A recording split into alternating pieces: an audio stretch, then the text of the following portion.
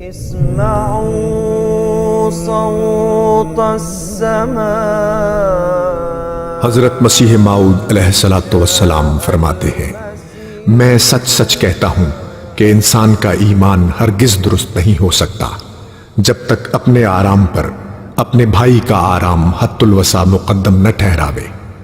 اگر میرا ایک بھائی میرے سامنے باوجود اپنے ضعف اور بیماری کے زمین پر سوتا ہے اور میں باوجود اپنی صحت اور تندرستی کے چارپائی پر قبضہ کرتا ہوں تا وہ اس پر بیٹھ نہ جاوے تو میری حالت پر افسوس ہے۔ اگر میں نہ اٹھوں اور محبت اور ہمدردی کی راہ سے اپنی چارپائی اس کو نہ دوں اور اپنے لیے فرش زمین پسند نہ کروں۔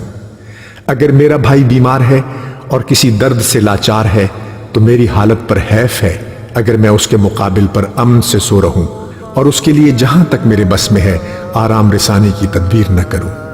جاء المسيح جاء المسيح